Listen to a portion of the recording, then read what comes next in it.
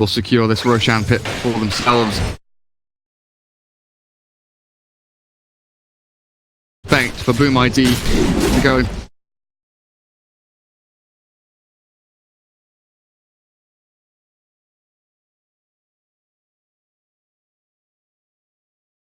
towards his Bloodstone. Hurricane Pike and Manta Style now done over on your MP Drow Ranger.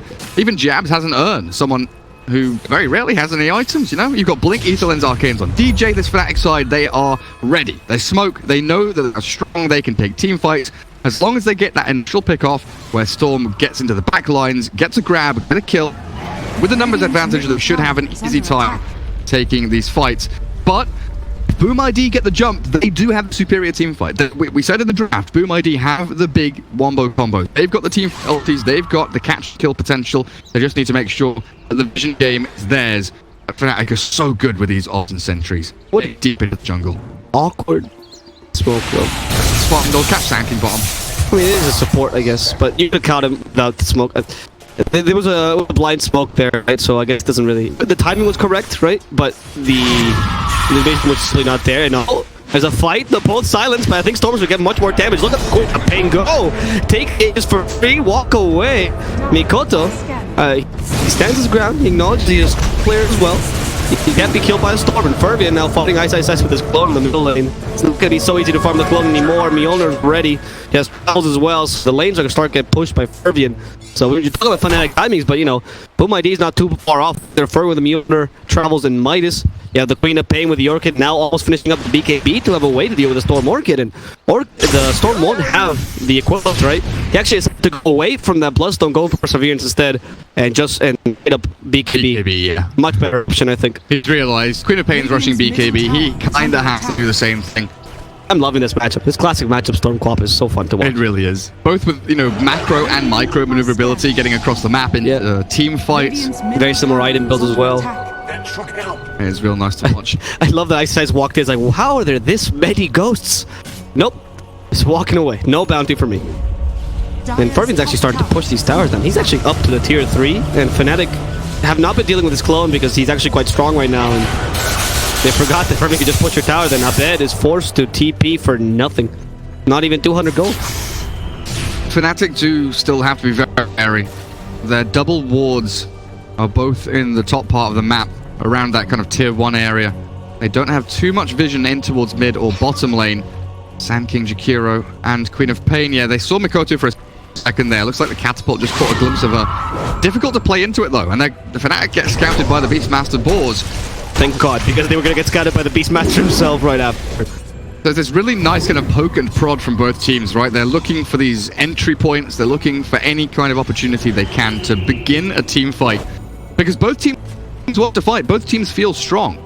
You know, 9-19, it feels like, or it looks like, by the metrics, Fnatic are massively in the lead. And yes, they do have the kind of item advantage overall across their heroes, but they still don't have the team fight advantage. Yeah, that single target that the Beastmaster provides, and to some degree the team fight that Sankey provides, starting to become much more powerful, right? The Cyclone is nice for Brewmaster, but you only take a hero out of the team fight at best. You don't do anything more than that. But I think there's a big difference between the BKBs of the Radiant to the Dire, right? The BKBs of the Radiant allow them to win fights, and the BKBs of the Dire allow them to win the game. Okay, that's a bold statement, but yeah, you're right. I mean, we have a Drow, right? So I guess that's... Well, like Drow and Storm, if they get BKBs... You're just unkillable for a while. It's all magic damage on the Radiant side, so you literally become unkillable. And then you have the False Promise Fate Oracle, so you've got tons of ways to mitigate the majority of the damage of Boom ID. As long as you can cast your spells and your items, you know. If Boom ID... Again, it comes down to this idea of who gets the jump first, who has the best vision. Because with Blink, Burrow Strike, with the Shadowblade Roar, these instant initiations, they can catch you before you cast your BKB or your Ball Lightning, or even your False Promise. Yeah, there is some physical damage here though on Boom ID starting to build up. Unfortunately, the Arc Warden has to go for the Hurricane Pike, because otherwise you can't deal with Drow or Storm.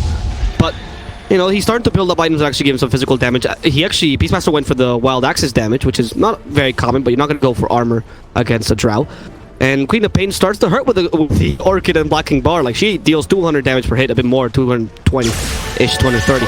So we'll see. This next team fight, this Arc Warden's Kyle first, currently not the best positioning. He's going to be killed off. Primal Roar a bit too late. Mikoto trying his best. That Sonic Wave, the Magnifier even drops, but it's just not going to hurt them enough.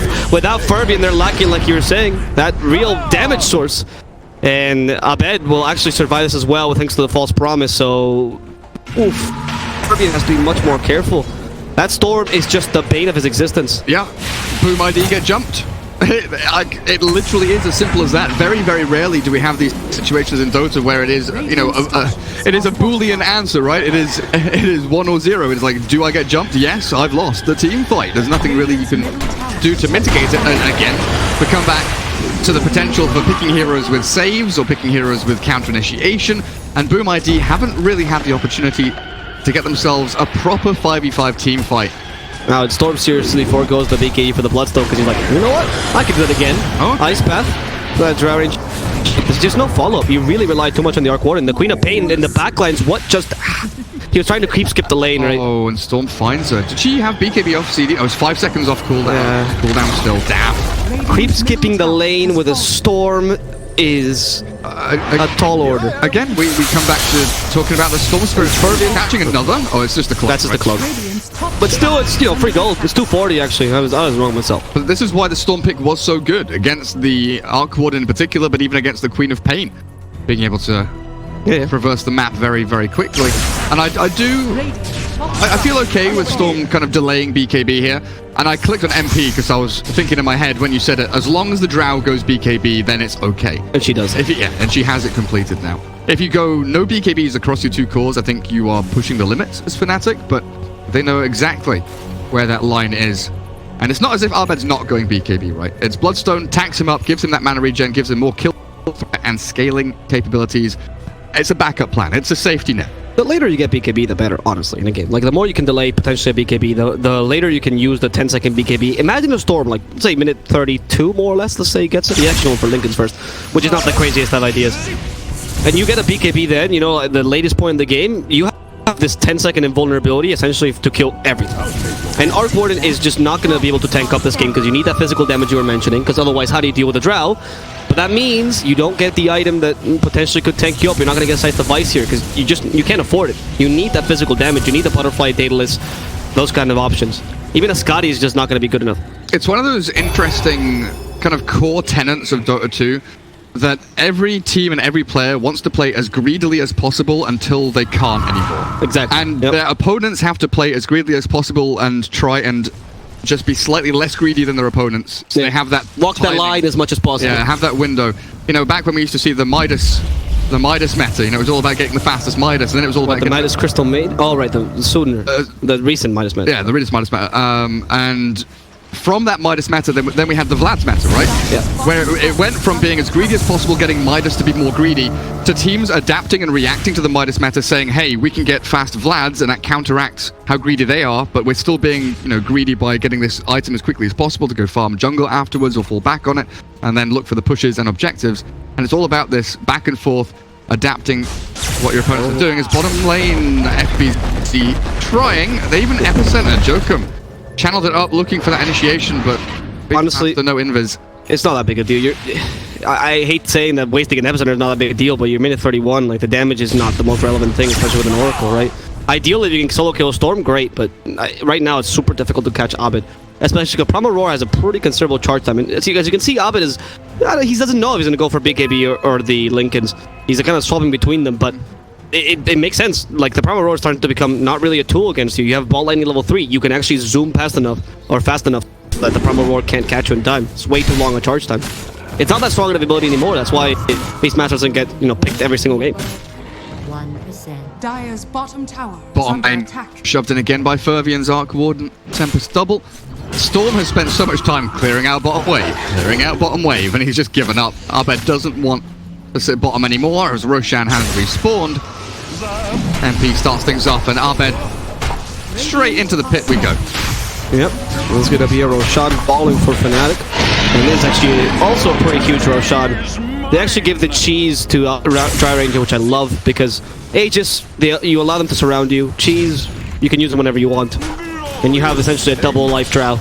very difficult to kill, and he's starting to go for his first damage item, that being the big damage item, I guess, that being the butterfly. And there's the there's the Storm BKB. Okay, so he does go for BKB in the end. So now we have the double 1032 BKB, right? So, Powerful. Yeah. It is a very, very difficult team fight now up for Boom ID. This is endgame. A lot of your damage was coming from Jakir, that's completely nullified. Sanking 2, like you were mentioning earlier. Queen of Pain, I guess, still have Sonic Wave. Yeah. So now the game for Boom is very much try and take a fight outside of your base, smoke up, try and find a choke point near your shrine, you know, potentially somewhere in this area down towards bottom rune. Maybe you defend your top. It's going to come down to defending your shrine areas, or if you want to play super passively and defensively, you sit back and defend your barracks. But the trouble with that is you don't really have the opportunity to kite BKBs as effectively. So if you play outside of your there's a sentry there, pre-placed already. 70 seconds on the sidelines with no buyback. Oh, he's got it in 60 gold. He might have it in time for this push. That's really unfortunate. Like, you're saying you can play defensively, you can play a bit offensively. Doing that, Arc Warden and Queen of Pain have been doing a pretty good job of pushing out the lanes, but you definitely need the Arc Warden and the Clone to be able to kinetic field these racks. And they go for the Arc immediately, perfect to save him, but no, it's not good enough. The BKBs make him essentially gods. And what's cooking is Boom ID's chances of winning this game right now. Oh yeah, Brewmaster has a BKB casually off that hand of Midas. Yeah. Blink lands BKB, even moving towards an AC, but you know, there's no physical damage. As I said, they get BKBs and the game ends. Creep skip all you want, Queen of Pain. The creeps are already there. Yeah, exactly. You have to go back. They put them into the fountain because the creeps are stupid and they walk into their own death. Nice smoke there by Kescue to not get jumped on. Like, the BKBs are down on Fnatic, so they are going pretty deep. But Joke in the wrong place. And Mikoto BKB'd, but doesn't matter. Marksmanship doesn't care about your gold. God. Kescue is immediately decimated as well. Fnatic, I mean, they're just gonna take this throw. GG from Boom ID, who have completely given up on their chances of winning this game. It was close to the first 15, maybe 20 minutes. Queen of Pain had a decent performance. Arc Warden looks like he was farming up a storm. He was getting the split push going quite nicely. But it was always a matter of time. You look at Fnatic and you think, right, they have their primary items, they win a couple of team fights, they have a bit of a feed top lane, but once they get their BKBs, the game just literally ends. Are you ready? Because we've just seen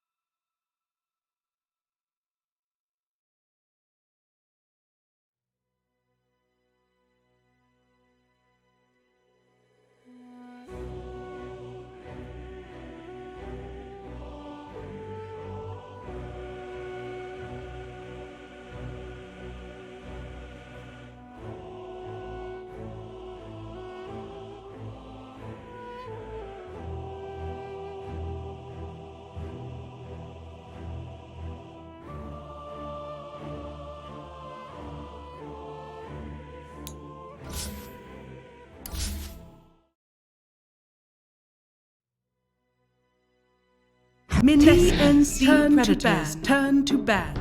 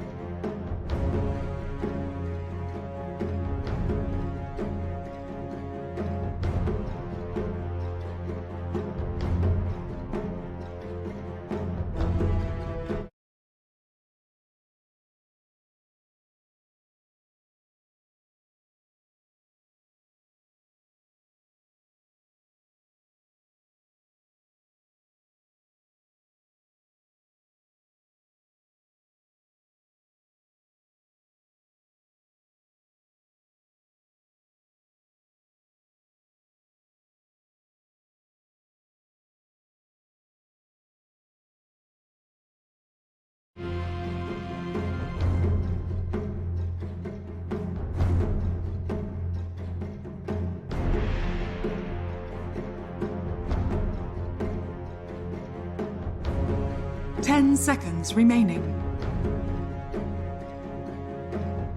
5 seconds remaining. Mineski's turn to pick. Disruptor!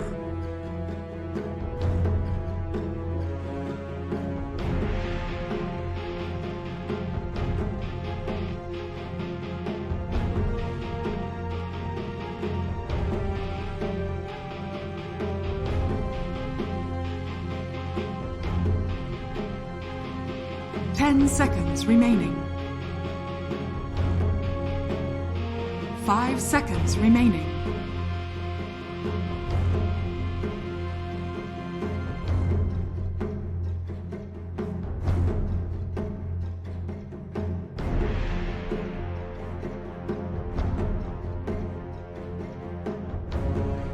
TNC Predators turn. Earth Spirit.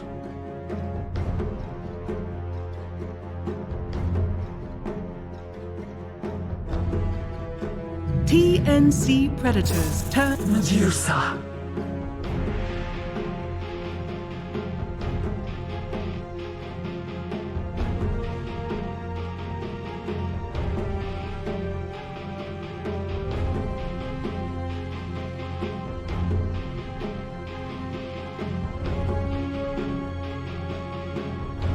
Ten seconds remaining.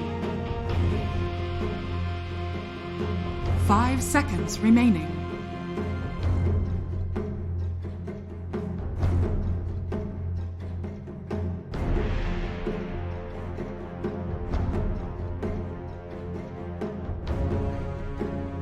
And hello everyone, and welcome back to the Epicenter Major Southeast Asian Close Qualifiers. We have TNC Predator versus Mineski. So Mineski have currently won their ground in their previous matchup against Warriors Gaming. They're currently 2-3 in the group stages. Whereas TNC Predator, they're actually in the race for the #1 seed. I mean, 2-1 as a record is actually pretty impressive for the side of TNC. But we also have some storylines between individual players, as both Cuckoo and Ninja Boogie have a lot to prove in this game. Cuckoo, certainly after those controversial statements he said months ago, is now back into the fold, and he would like to do his best to make sure that, being the heart and soul of TNC, he could actually help his team deliver the most stellar performances against Mineski. Mineski, Ninja Boogie, has a lot to prove as well, because he used to be playing as the captain and shot caller and a position 5 player for TNC Predator, but then he had to go away and eventually return to Mineski, and this could be his chance to prove his own worth against his former squad.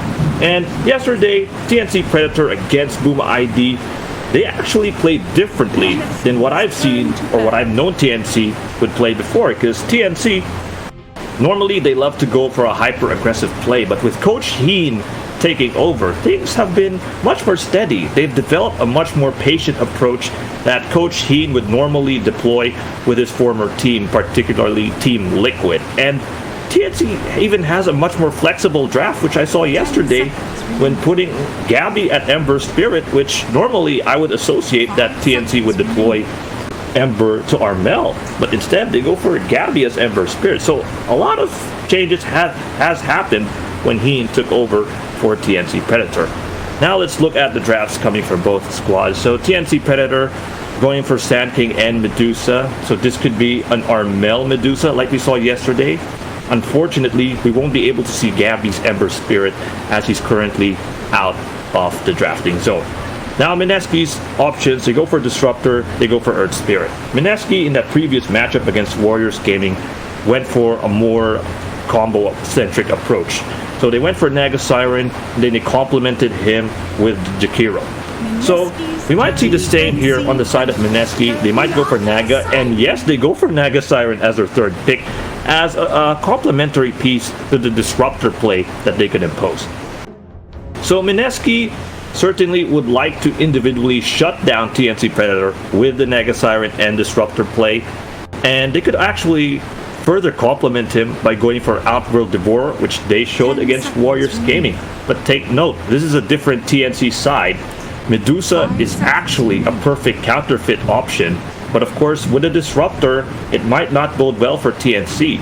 I mean, sure, Coach Heen effect is working for TNC Predator. They're much more relaxed when they go for a 5v5 team fight. They know when to engage and to disengage. And so far, let's see if the changes coming from both squads will indeed work wonders as we see Predator going for Leshrac as their next pick. So Leshrac is actually a very good lane presence that could be useful against Mineski, because Mineski has the Naga Siren. Naga Siren would actually deploy his Illusion Army. Of course, those mirror images are very annoying. So Leshrac could actually minimize the impact of the Naga Siren by diabolically edicting almost every one of those illusions by Mineski. So that could be like the play or the options for Leshrac in this matchup. Plus Leshrac is also very good at cheesing his way by destroying tier 1 towers by hiding through the trees. So they have some split push options. Medusa is actually a very good lane pusher. Leshrac as well. Sand King is actually very underrated at that, but it could also be useful. So TNC's got very strong laning presence as well. Whereas Mineski, their laning presence might be shut down with this composition here by TNC Predator. I mean, Naga Siren relies a lot on farm. So if you're TNC and you shut off his farm with this composition, you could actually pay dividends. You could actually earn dividends in the mid to the late game. And although Naga Siren is actually very, very devastating once he has his items, but pressuring him early in the game is very good. Because you don't want Naga to like constantly rack up his Banta style and defuse those. As there you go, the same strategy against Warriors Gaming here by Mineski. OD, Naga Siren, Disruptor, and Earth Spirit. Alright, so in the previous matchup they had Jakiro. Now they go for Disruptor as like the puzzle piece that would work well here for the side of Mineski. I mean, they could actually wreck in all cylinders with Disruptor, just going for static kinetic on Medusa just to prevent the counterattack. So TNC has to make sure that their Medusa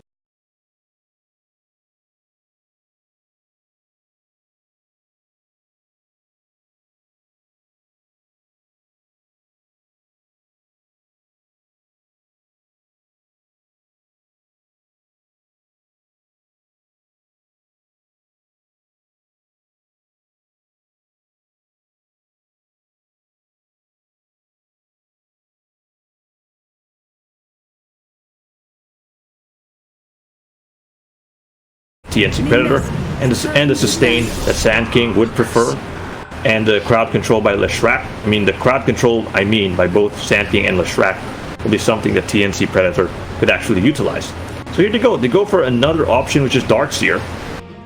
Right, Darkseer is actually pretty good because Mineski's right-click damage could really amplify from the mid to the late game with Naga and OD. So you put the Darkseer with a vacuum onto the wall, then it might be punishable on the side of Mineski that their units are going to receive tons and tons of damage because of the fact that this Darkseer's presence is extremely available and lethal on Mineski's side. Okay, so Mineski has 4 seconds on the reserve time, so of course their last pick is going to be something that they have already decided, or something that they're very sure at. The TNC has 1 minute and 18 seconds, so they've got a lot of time to think. Now, if you look at the final ban, Oracle, of course, they want to make sure that Medusa is actually well secured, and so far TNC are actually comfortable playing a 4v1 approach where they just give Medusa all the farm needed. Give Armel, which they did yesterday, because normally TNC they play like Gabby gets farm, Armel gets farm, but in that previous matchup against Boom ID, they just give Armel the farm early on, and then Gabby just follows up late. So here it goes, final pick by TNC. They go for the Shadow Demon. Not a hero I normally see a lot, but I guess they pick Shadow Demon just to make sure that they could actually slow down anyone on the side of Mineski. Like, of course, his imprisonment is a very good way for TNC to have some sort of escape options other than Sand King going for the Border Strike away. But of course, Sand King can also be a complementary piece to this combo of Darkseer and Shadow Demon as well. They just need a good setup. I mean, Darkseer setup, and then Shadow Demon is just going to pick off some individual targets that would threaten this epic combo of TNC, as Mineski goes for Morphling as their final pick. So in the previous game, we had Ajit playing as Naga Siren. Instead, it's going to be KP that's going to be playing as Naga Siren. So Ajit, Morphling, KP, Naga Siren. We've seen this during the Disneyland Major, and Virtus Pro just completely whitewashed this composition, the Morphling and Naga Siren build by Mineski. And hopefully TNC could actually learn from that, and they could apply what they've learned from Virtus Pro against this Mineski lineup. Now, what's going to be interesting is how the mid lane matchup is going to pan out. Sure, OD, of course, OD and Medusa are both heavy right hitters, but of course the Mana Shield and the mid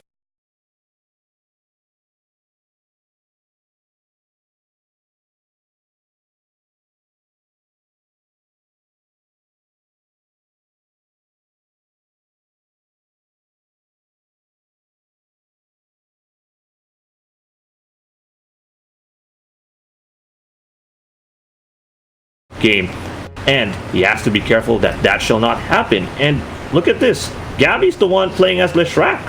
I've never seen Gabby play Leshrac. Like, Gabby normally goes for his casual heroes like Terrorblade or Weaver, but in this case he's going for a position 1 Leshrac, or maybe a space creating Leshrac. So Gabby's game has transitioned from being a farm centric core to being a space creating core. Now, let's see, those of you watching on chat, you could actually voice out your opinions, like which among these two teams is certainly going to win. If you ask me my opinion, I mean, I like the combo setup of TNT Predator. It's really neat. I'm kind of unsure if Leshrac is really going to scale well in the late game. I mean, OD is going to be lethal in the late game, and plus the Naga Siren and Morphling could be a nightmare for the side of TNT. So I'm going with Mineski on this one. I feel like they could pull this off against TNC. Alright, let's do some quick introductions coming from both squads, with Gabby as your Leshrac, Cuckoo as Darkseer, Tims as Sand King, and AU as your Shadow Demon, putting Armel as his signature hero Medusa. And on the side of Mineski, they have Moon as Outworld Devourer, Ajit as Morphling, Ninja Boogie as Disruptor, KP as your Naga Siren, and Raging Potato as your Earth Spirit. And so far, this could be like Mineski's similar in game number 1, just going for the bottom section of the map, trying to secure the bounties. And TNC, they may have watched the previous matchup, so they've adapted as well. I mean, not Ninja Boogie, but Raging Potato tried to go top just to potentially steal the bounty during that previous matchup, which didn't really happen at all, as he just let Moon Meander get that bounty. I mean, Mineski, I've seen that Mineski loved to rotate in that previous game. Like, they put Ajit at top and then Ajit at bot within a split second, like trying to kite up the space of the Nature's Prophet. But in this case, it won't really seem like that would happen unless if Gabby starts rotating. For me, KPII must not lane against Gabby, just to make sure that his illusions are well secured. Okay, let's look at the bounty sections. As TNC get 2 and Mineski get 2, so it's pretty 50-50.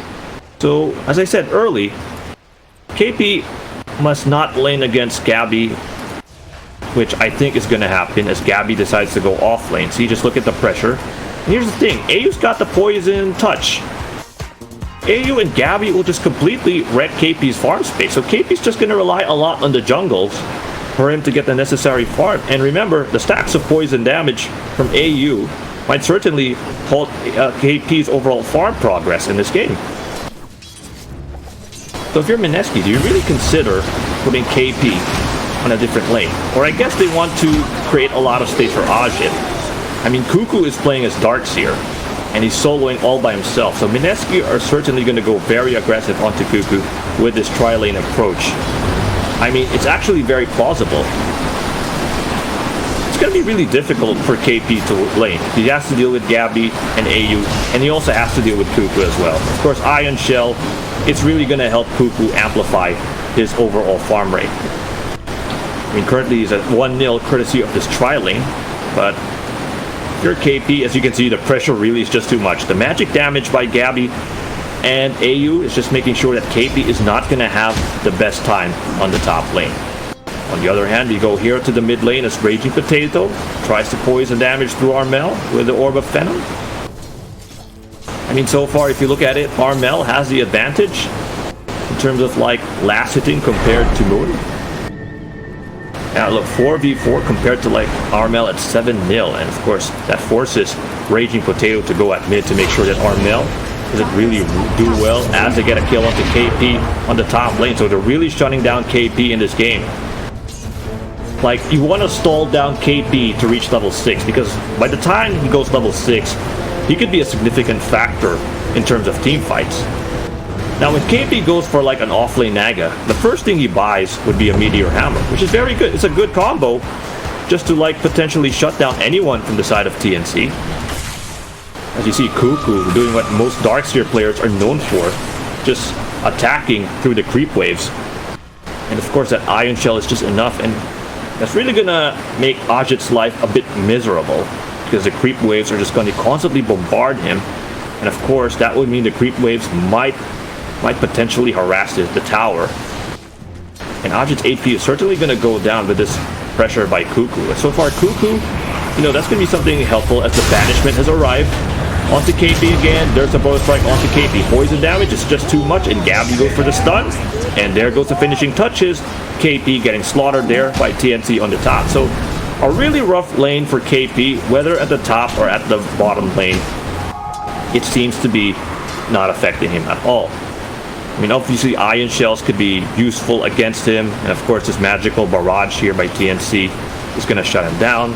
KP could actually cut the waves with the Naga Siren, like do what Cuckoo does, but of course that would mean that Cuckoo is certainly going to have a lot of space to get his levels up, which of course Darkseer desperately needs. So very good approach here by TNC, just making KP's life miserable, who's currently 2-0 so far in terms of farm rate. Whereas if you look at Gabby at 13-9, and Cuckoo, well, he's a bit struggling, although he could actually make some space of his own as Ninja Boogie gets caught there by the Boro Strike, and he's going to TP out to safety. Now the mid lane, Mineski is so far doing well in terms of last hits in the nice with the two cores. Moon and Ajit are constantly stacking up the last hits, which they've shown against Warriors Gaming. And against Warriors Gaming, when the last hits in the nice ratio was just like solely in their favor, it is just like, you know, it's like from the mid to the late game, Warriors Gaming had no chance because Ajit was just completely online, making the plays. Moon was just wrecking through the back lines, and then of course combine it with the combo by the Jakiro, it just makes WG's life a bit miserable. So TNC has to watch out for this. So a lot of pressure is going to be placed on Armel, because Armel is going to be the guy who's going to carry TNC. He did that yesterday against Boom ID, and take note, TNC was actually not leading against Boom ID. They were completely wrecked by Boom ID early on, but they made a comeback because of like the farm rate that Armel had, as Cuckoo getting caught there by the kinetic field. And there's a boulder smash, but the Boro Strike to make sure that TNC get the escape. They got 2 bounties on that section of the jungle, and they go for 3 bounties TNC securing that momentum place, leaving Mineski to only just one gold disposal in their bank.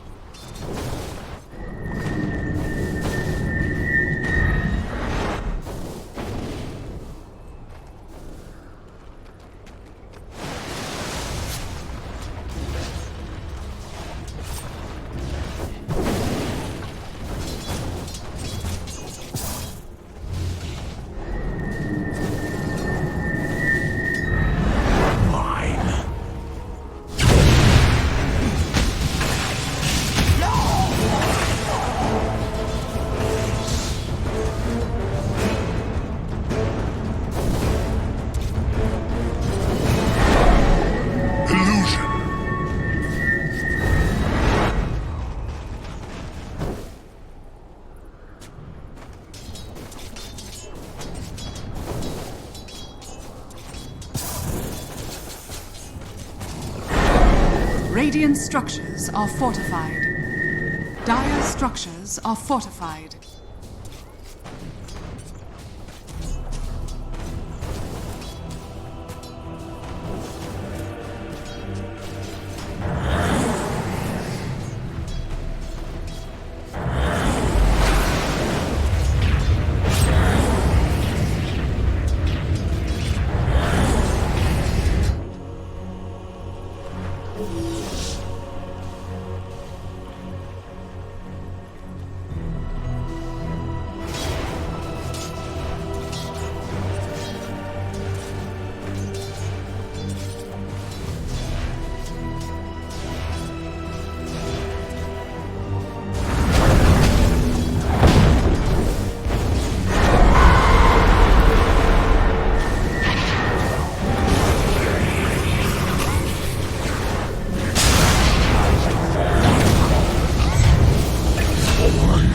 Like a stone.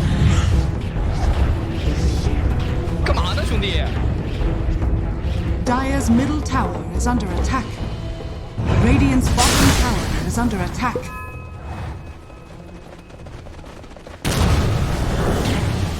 The great wheel turns again.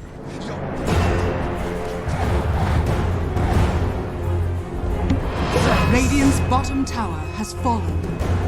Dire's middle tower is under attack.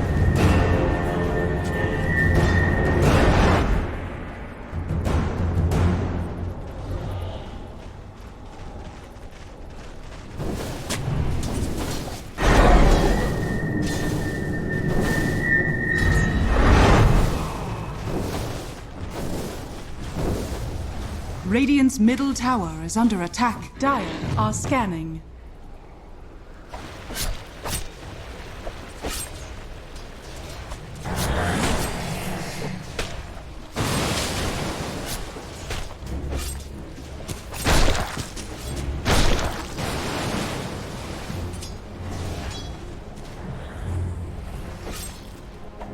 Radiant's bottom tower is under attack. Radiant structures are fortified.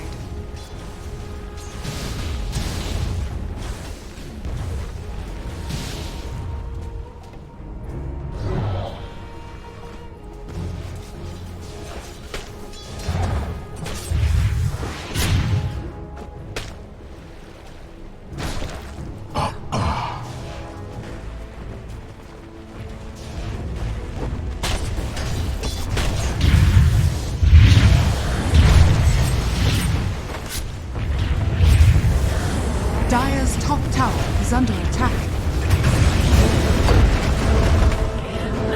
Serrated wings. Dire's top tower has fallen.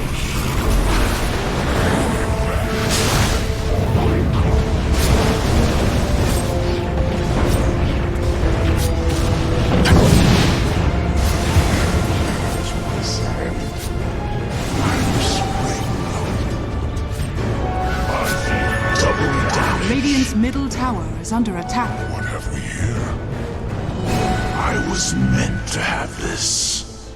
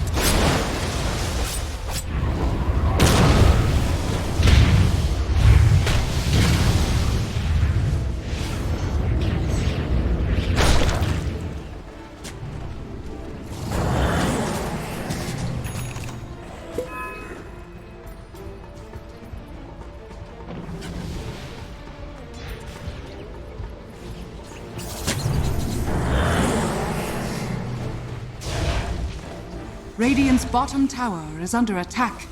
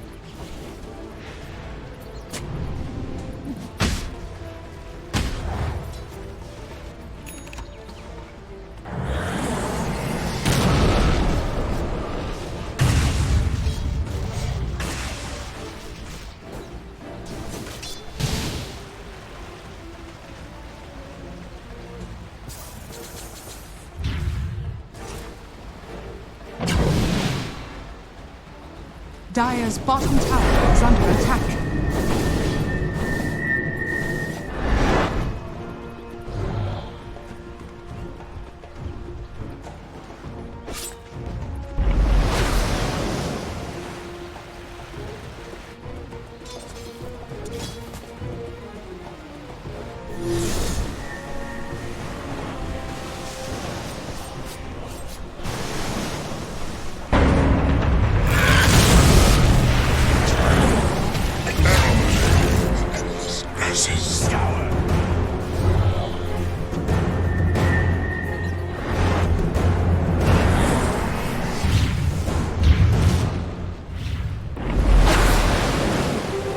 Invisibility.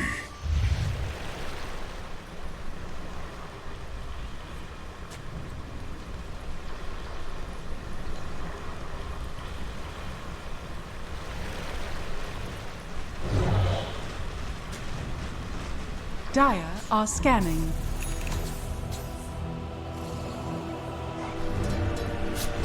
Radiant are scanning.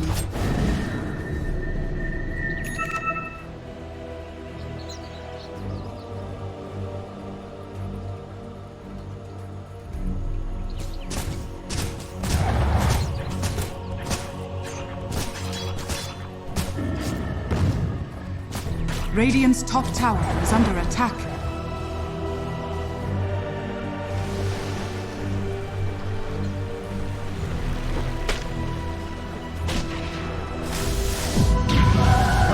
Waters rise.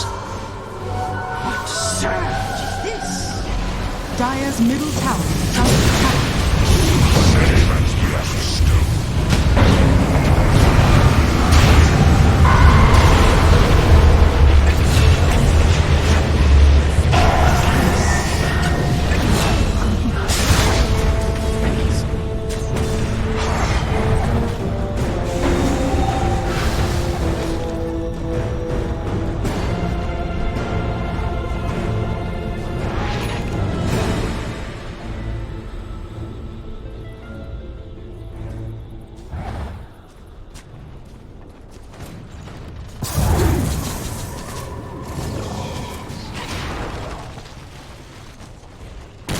Dire's middle tower is under attack. Dire's structures are fortified. Radiant structures are fortified.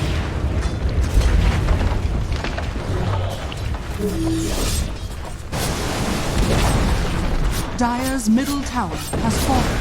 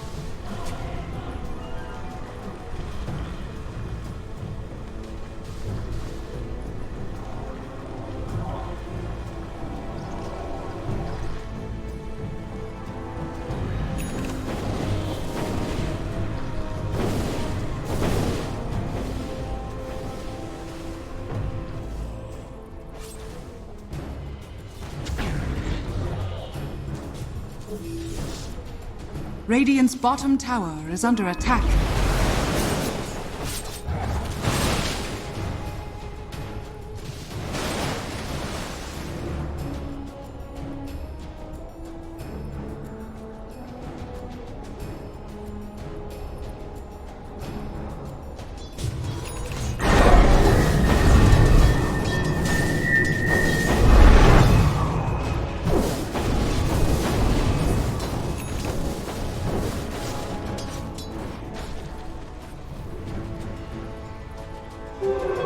Invisibility.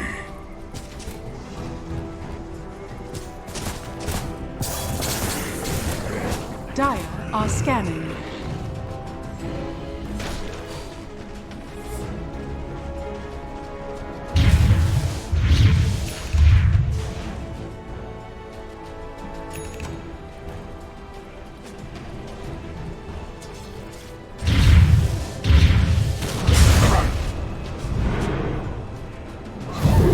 Dire's middle tower is under attack.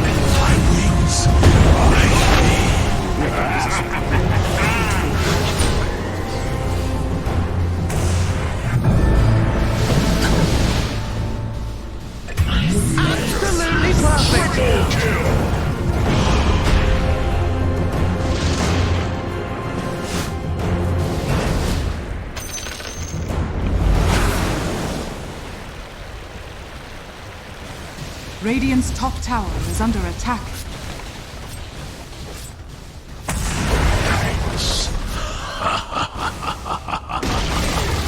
Radiant's top tower has fallen.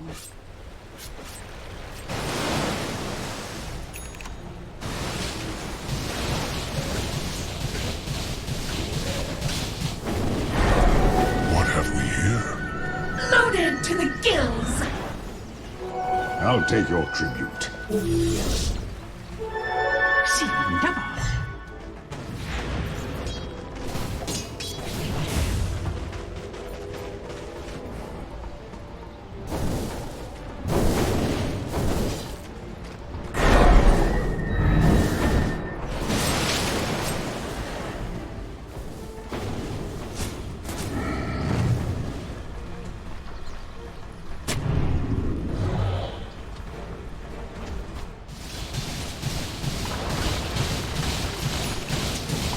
Dire's bottom tower is under attack.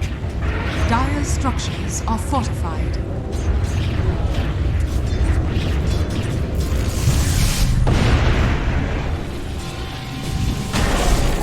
Radiant structures are fortified. Radiant's top tower is under attack.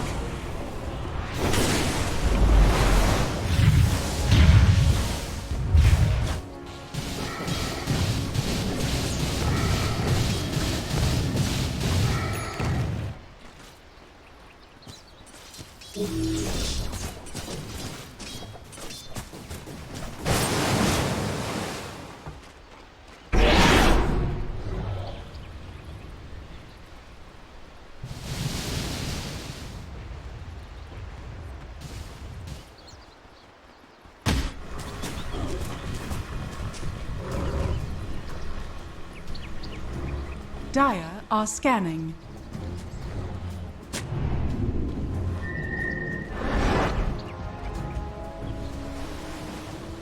Radiant's bottom tower is under attack.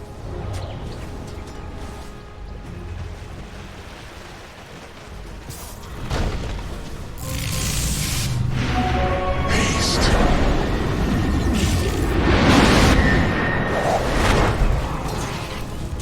Radiant's bottom tower is under attack.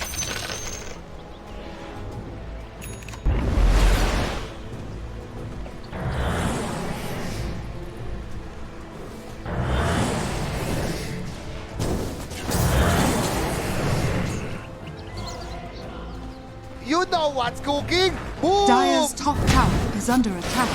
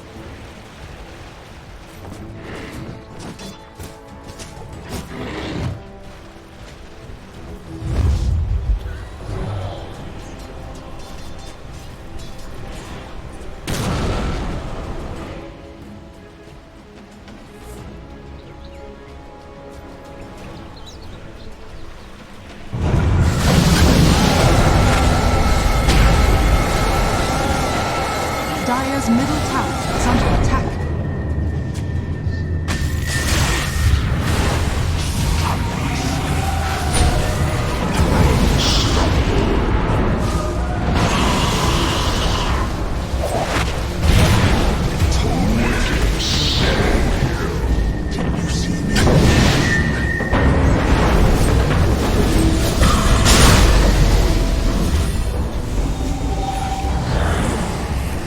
Dire's middle tower is under attack.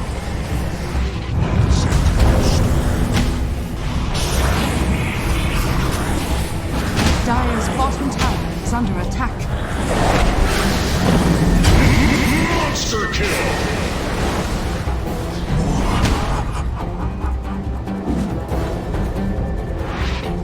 A gift from the tempest of battle. What surge is this? What have we here? Radiant are scanning.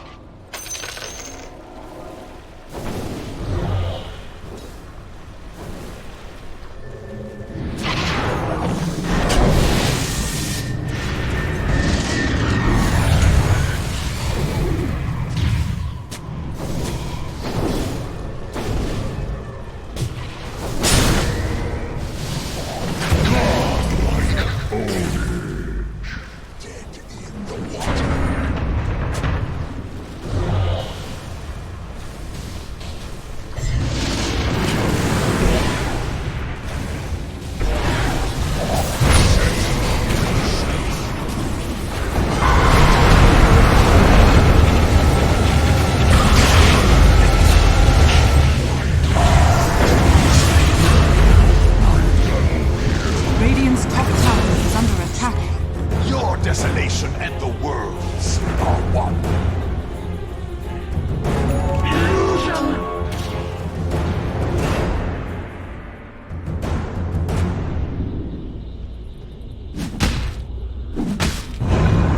Radiant's top tower is under attack. Dire's middle tower is under attack. Radiant structures are fortified.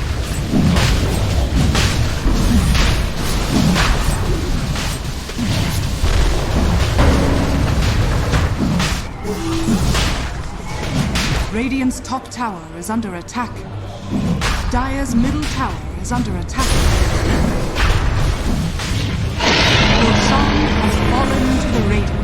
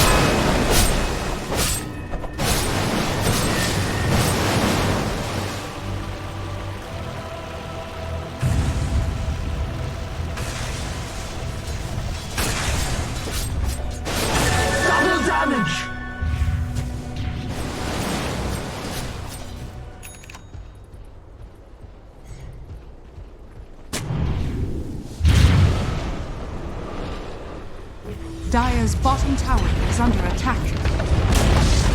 Dire's bottom tower has fallen.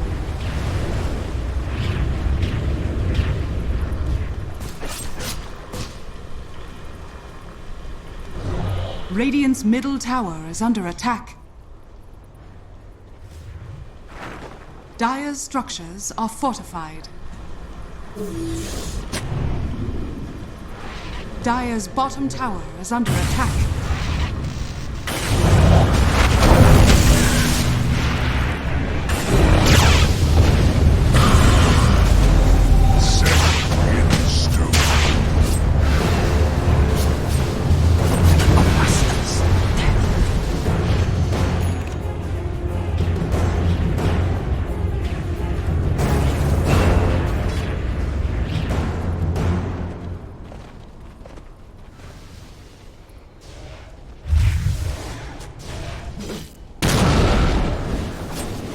Radiant's middle tower is under attack. Radiant's middle tower has fallen.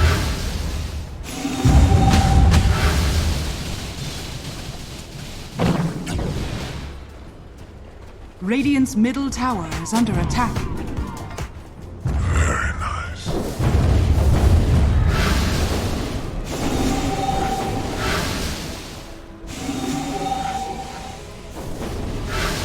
Radiant's middle tower is under attack. Radiant structures are fortified. Tempest of battle. Dire's top tower is under attack. Dire are scanning.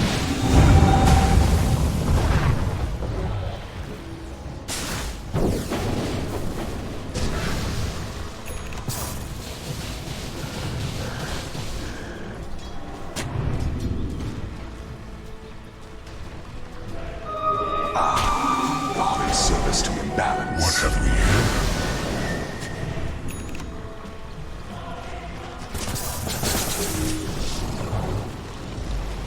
Dire's middle tower is under attack. Dire's middle tower has fallen. Dire's middle tower is under attack. Radiant's middle tower is under attack.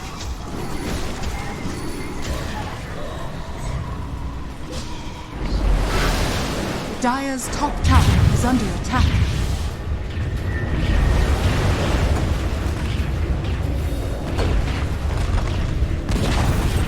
Dire's top tower has fallen.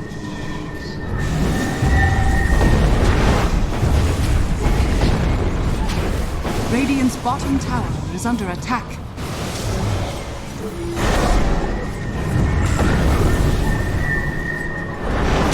Radiant's bottom tower has fallen.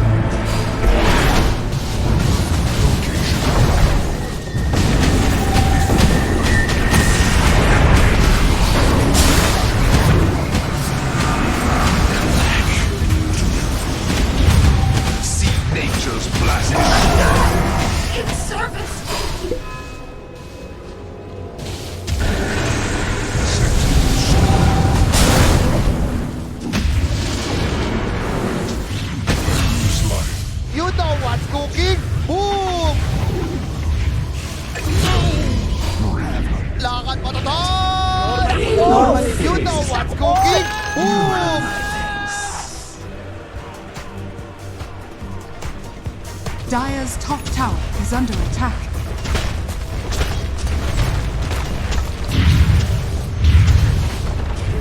Radiant's middle tower is under attack.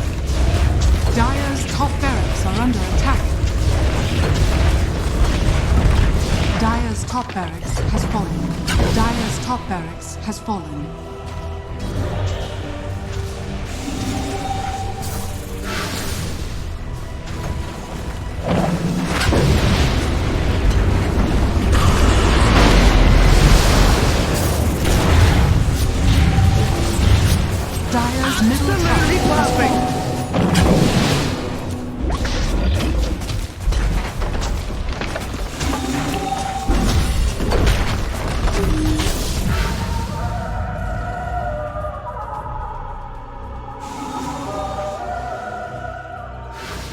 Dire's middle barracks are under attack. Dire's middle barracks has fallen. Dire's middle barracks has fallen. You know what's cooking. Boom! Dire's bottom shrine is under attack. Dire's bottom shrine has fallen.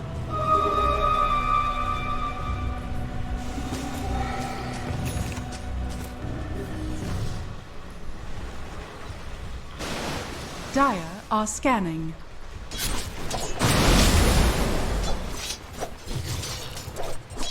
Lotion! Lotion! Lotion!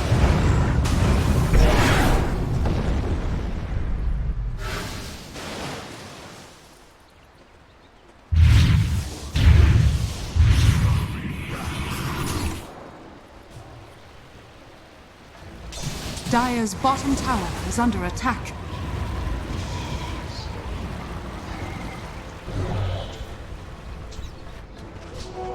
Loaded to the gills. Radiant's middle tower is under attack. Dire's bottom tower is under attack. Dire's bottom tower has fallen. Radiant's middle tower is under attack. Dire's bottom tower is under attack.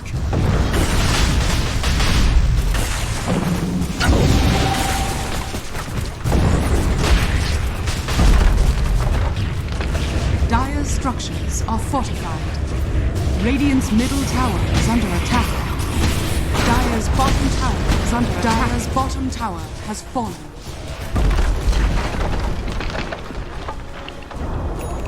Radiant's middle tower has fallen.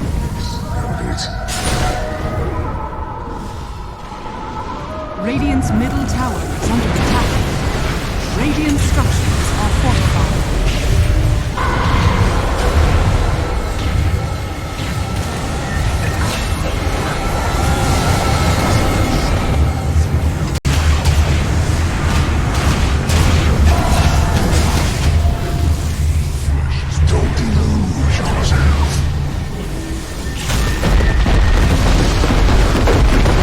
Dire's bottom barracks has fallen. Dire's bottom You know what's barracks cooking. has You fallen. know The what's Radiants now cooking. have many Boom! Boom!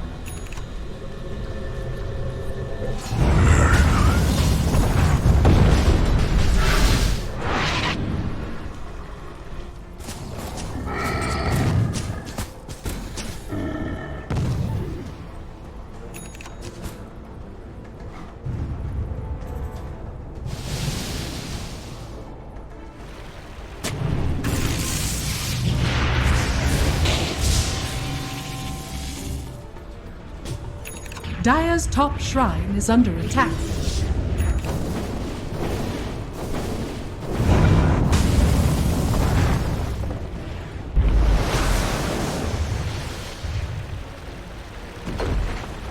Dire's top shrine has fallen.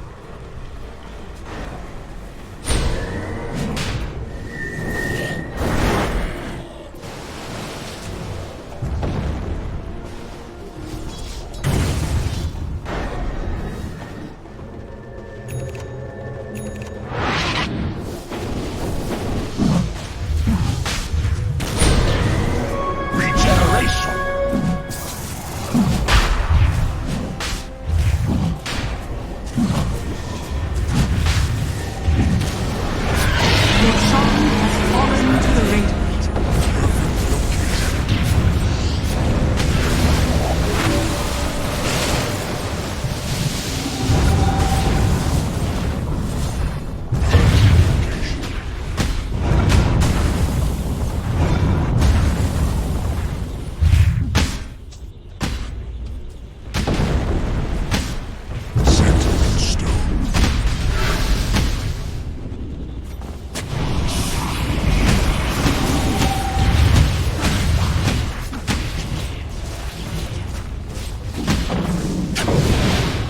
Dire's middle tower is under attack.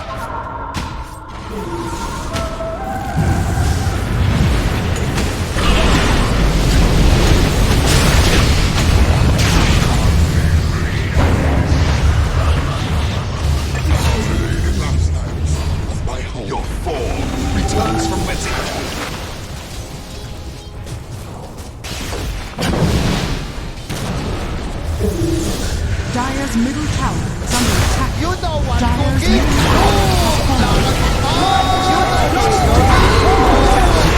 You know what cooking? You know Dire's middle tower has cooking? fallen. Dire's ancient is under attack.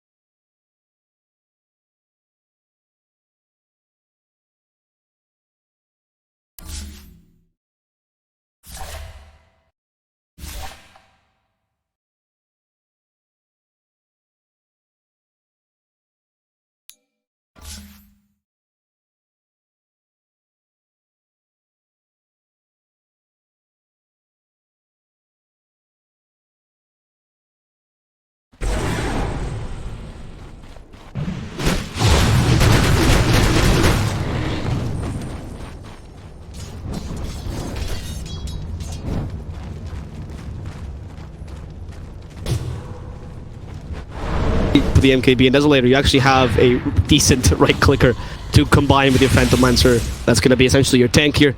And as you can notice, he's actually playing really, really aggressively because he knows they can't really kill him. Once he gets Doppelganger talent, it will become even more difficult to do that. And Wraith King Mjolnir is pretty much done as well, so they'll have the static charge, the Mjolnir, and the Radiant. On top of the Battle Fury Ember to deal with his PL illusions, so it's not smooth sailing for Raven just yet on this PL. But it's not smooth sailing at all for GeekFam because they've lost 2 lanes of racks, right? They're holding on reasonably well, though, gotta be said. Yeah, but you only need to make like one more mistake in this game, it's gone for you, right? Fnatic have been playing these team fights quite well. Now they're starting to play around cooldowns as well. So as you notice, they black hole, back out, wait for the next black hole to come in. And it's reasonable. I mean, it's your best tool right now. If you force the black hole, or if you get a good black hole, you essentially force the Doom to doom the Enigma. Which means that your Ember is free to do what Embers like to do, which is hit everything and everyone in sight. And with Ember, you actually can sort of deal with a Phantom Lancer, though I'm starting to question that statement myself because you have it's gotten hard to harass now. Tanky boy. He is incredibly...